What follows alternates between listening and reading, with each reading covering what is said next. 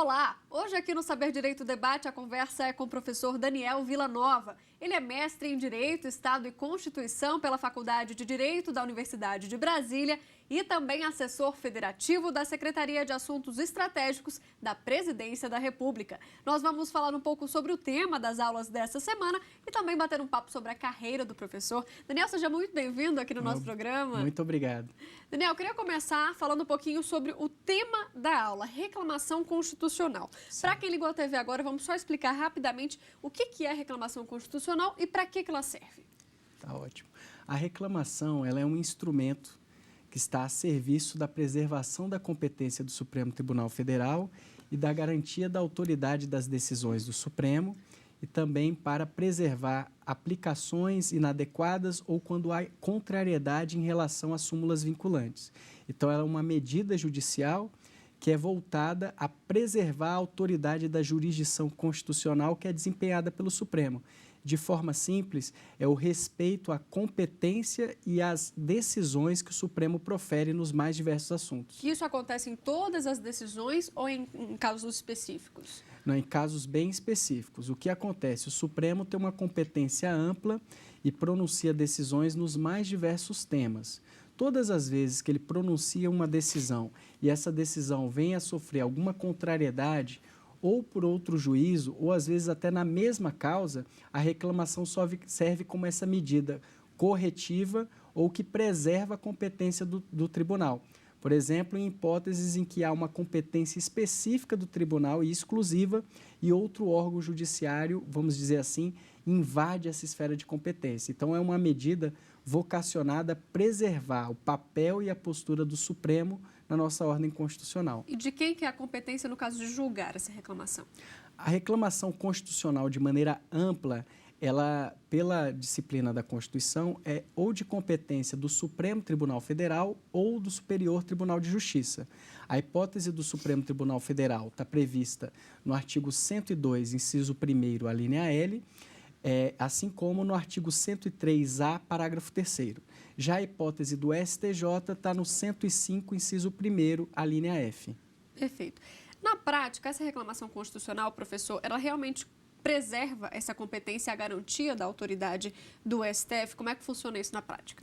Na prática é o seguinte, ela serve como um mecanismo de padronização e estabilização e extensão das decisões do Supremo. É muito comum em direito, os assuntos são bastante polêmicos e muitas das vezes o posicionamento que é firmado pelo Supremo Tribunal Federal não encontra o assentimento ou a concordância dos demais juízes do país, tribunais e muitas vezes até mesmo dos cidadãos. Então a reclamação é um mecanismo de manter em conexão direta as posições do Supremo e o restante da sociedade brasileira e do Poder Judiciário. Ela é uma medida que serve, portanto, para a atualização constante da jurisprudência do Supremo Tribunal Federal. Daí a importância desse instrumento. Perfeito. Agora, com o novo Código Civil, isso sofre alguma influência? Como é que fica? Qual que é a relação, entre essa reclamação constitucional e o novo Código de Processo Civil? O novo Código de Processo Civil, que é a Lei 13.105 de 2015, está com vigência para 2016, Mas ainda assim, já consegue visualizar alguns dos impactos. De um modo geral, a disciplina que está nos artigos 988 e seguintes da lei já aprovada, do novo Código de Processo Civil, consolida alguns dos elementos que a jurisprudência do Supremo tem fixado desde 88.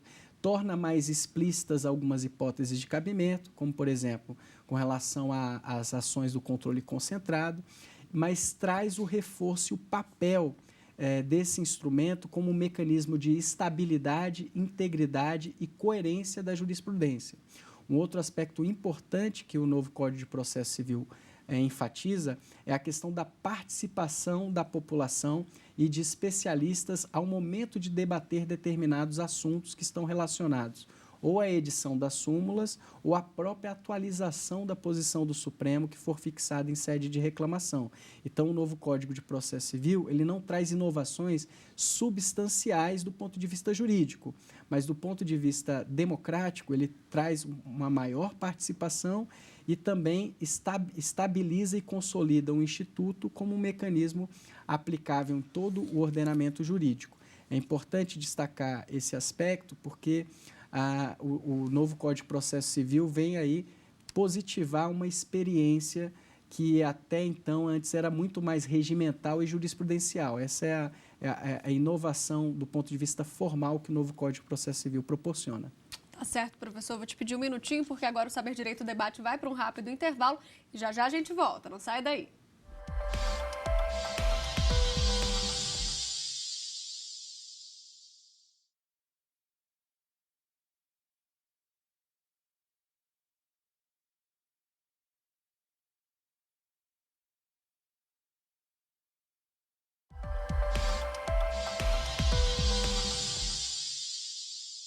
Voltamos agora com mais um bloco do Saber Direito Debate. Hoje eu estou conversando aqui com o professor Daniel Villanova, que é mestre em Direito, Estado e Constituição pela Faculdade de Direito da Universidade de Brasília e também assessor federativo da Secretaria de Assuntos Estratégicos da Presidência da República. Professor, muita bagagem em novo e muita bagagem já de direito. Me conta um pouquinho, agora vou partir mais para o ramo pessoal. Tudo bem. Como é que o senhor escolheu o direito na sua vida? Como é que começou essa carreira no direito? Em verdade, uma primeira influência é dos meus pais. Ambos são formados em direito e tinha essa questão familiar, mas eles jamais tinham desempenhado as carreiras jurídicas no sentido estrito, né? Meu pai tem a formação mais para administração e a minha mãe é bem especializada em direito administrativo, mas na parte de área meio, licitações. Então, o estudo do direito, para mim, veio primeiro por essa influência e também por ter bastante afinidade com as áreas das humanidades, né? Então, letras, filosofia, história. Então, eu acho que foi um pouco uma composição desses fatores. Entendi. E essa carreira de professor, né? Você decidiu não advogar e seguir para a área acadêmica? Como é que foi essa escolha? Esse foi um elemento que, logo no início da graduação, eu percebi que dar aula era uma vocação e algo que eu gostaria de ter para integrar a minha atuação enquanto jurista, né? Então, logo no primeiro semestre, eu percebi que o papel de professor em direito, ele ainda hoje é, de certa forma, marginalizado. Porque a ideia de dar aula, ela primeiramente nunca é visto como uma atribuição exclusiva, é sempre como algo complementar. E a minha principal... Isso em todas as áreas todas também, as né? áreas, mas em especial com relação à questão dessa vocação, a minha ideia era de que pudesse trabalhar com algo e ter uma reflexão crítica sobre esse aspecto. O direito já tem uma tradição que é bastante conservadora e autoritária, por definição, e uma das minhas ideias era de ter um pouco mais de liberdade, poder pensar os institutos e as ideias menos amarrado, e em especial para poder transformar a vida e a percepção de outras pessoas. Na sala de aula você tem essa liberdade, né? Exato, e porque o papel de jurista, seja nas carreiras, né, advogado, promotor, juiz, ela afeta diretamente a vida dos cidadãos. Então, uma preocupação com a formação dos juristas é algo que sempre tive, porque quanto mais aberta, mais versátil for o papel da formação na base, melhor a possibilidade de atuação desses profissionais na vida das pessoas. Então, essa é uma preocupação que, para mim, vem até mesmo como um elemento cívico. Entendo que a ideia de direito ela está intimamente vinculada às noções de cidadania, de liberdades e de concretização do conjunto de liberdades que temos em nossa sociedade. A gente observa também que não só aqui em Brasília, mas no Brasil como um todo, o interesse pelo direito vem crescendo, né? O que o senhor acha disso? Assim, existe um lado positivo e existe também um lado negativo, né? Que a gente vai ter um mercado cada vez mais abarrotado. Qual é a sua opinião sobre isso? A minha percepção é que essa tendência do crescimento, seja pelo aumento do número dos cursos, seja pelo aumento do interesse das pessoas, ele é algo que assim até é interessante, é positivo porque e a própria experiência da TV Justiça ilustra isso, né? A partir do momento que o Poder Judiciário passa a se tornar mais transparente e que decisões que afetam a vida de todos os cidadãos passam a ter mais elementos quanto à sua visibilidade, o interesse pelo direito surge naturalmente. Então, isso tem impacto, seja do ponto de vista de circulação das ideias, as pessoas passam a ter hoje o Supremo e os tribunais como um ator político relevante e que merece a nossa preocupação, e também oferece elementos importantes para a diversificação do mercado de publicações jurídicas, que antes era bastante limitado, e coisas desse tipo. Agora, o impacto que a gente avalia como que merece melhor atenção é a questão da reprodução massificada, né? Como tudo, e essa é uma questão, um problema da educação no país, educação superior e da educação básica. Qual é o objetivo da escola, qual é o objetivo da universidade, qual é o papel da faculdade de Direito? A ideia com a qual eu trabalho, e aí a minha preocupação, é de que o espaço de ensino seja voltado ao aprendizado de habilidades. A pessoa tenha a capacidade e versatilidade de atuar e lidar com os problemas concretos. O crescimento hoje dessa influência do curso de Direito, dos chamados concurseiros, né? Um fenômeno, é uma perspectiva que é muito, ela pode até ter um impacto pessoal, mas que ela é pragmática, né? A pessoa quer aprender, memorizar para conseguir desempenhar um cargo. E o que a gente percebe é que, às vezes, há um descolamento muito grande entre as exigências que são cobradas, essa reprodução, a chamada decoreba, né? Esse enciclopedismo raso, né? do estudo do direito, para uma perspectiva de um conhecimento que seja útil para a atuação profissional.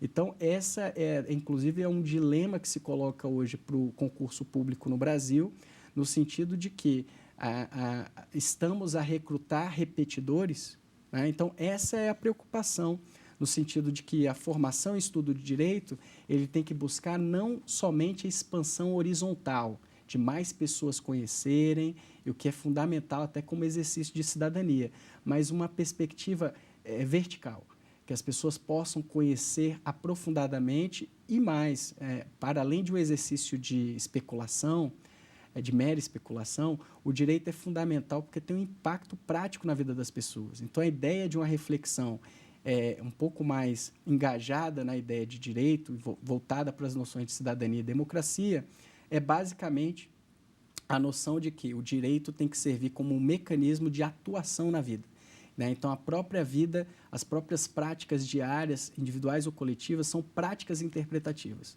Todo dia, todo cidadão, toda cidadã brasileira interpreta a Constituição. Não é só o Supremo Tribunal Federal, é todo cidadão, seja numa situação de violência policial, violência doméstica, seja numa situação de busca de determinados direitos, saúde, educação, enfim.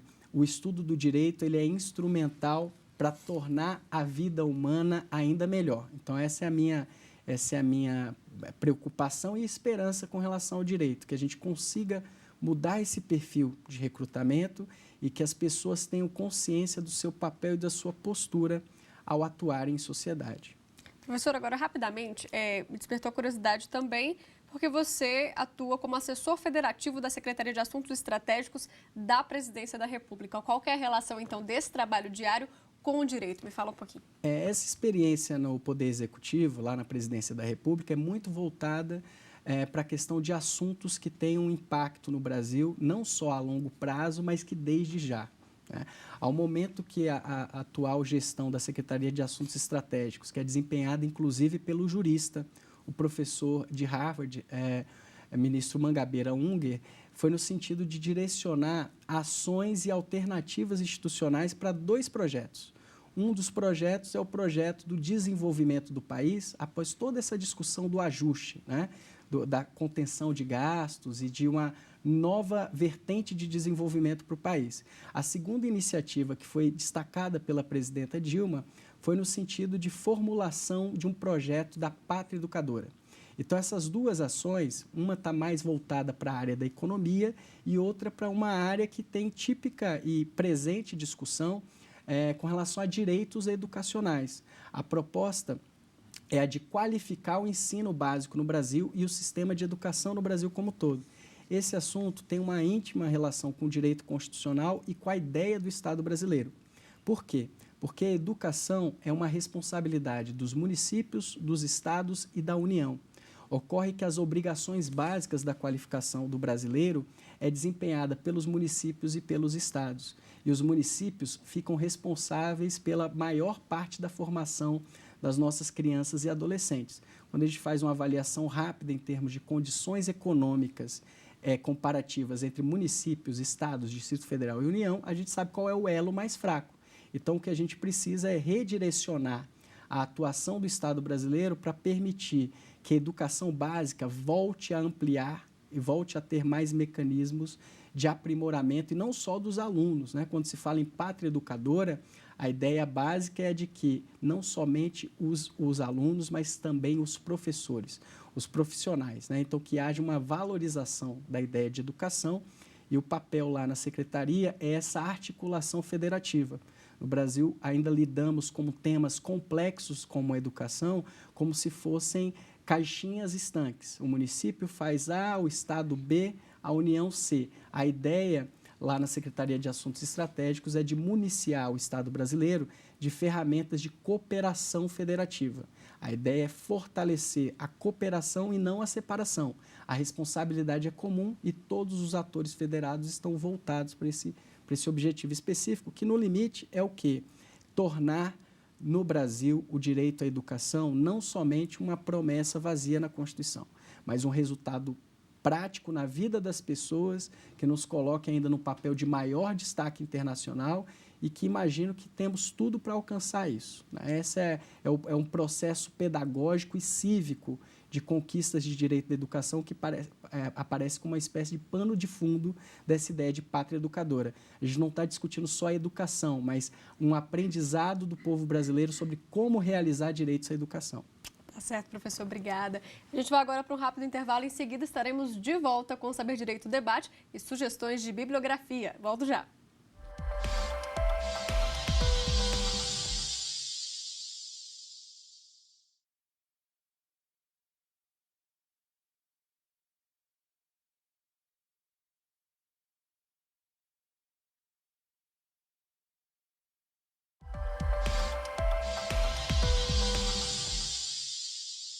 O Saber Direito Debate está de volta, agora com dicas de bibliografia. Professor, queria começar então, o senhor trouxe 3 livros, né? Queria começar com esse aqui. Esse eu vejo que o senhor usou bastante, está bem marcado, né? Bastante. Mandado de Segurança e Ações Constitucionais, ministro Gilmar Mendes é um dos autores. Me fala um pouquinho, então, sobre o conteúdo desse livro. Bem, esse livro, primeiro, ele é um dos estudos clássicos no Brasil. Esse estudo do professor Eli Lopes Meireles é bastante conhecido. Inicialmente era só o mandado de segurança, que é uma das principais ações brasileiras, uma das invenções brasileiras. E o ministro Gilmar complementa esse assunto com os avanços que ocorreram no Brasil em matéria de jurisdição constitucional. Então, seja controle concentrado, todas as modalidades das ações, a ADI, a ADC, a ADO, a ADPF, né? Todo esse conjunto, essa sopa de letrinhas que envolvem ações em que o Supremo analisa a constitucionalidade ou não de determinados assuntos, são tratados nesse livro pelo professor Gilmar, e eu tenho, inclusive, o prazer de desempenhar com ele a parceria, atuo como colaborador na confecção desse livro. Olha que legal. Pela modificação da jurisprudência que está sempre presente, né? O Supremo cada vez mais demandado pela sociedade. Então, o objetivo dessa obra é o de consolidar os perfis das inúmeras ações constitucionais. Em especial, no que diz respeito ao curso, há um capítulo específico sobre a reclamação constitucional no Supremo Tribunal Federal. Esse livro, inclusive, ele serve como uma base paralela para o curso que desenvolvi aqui.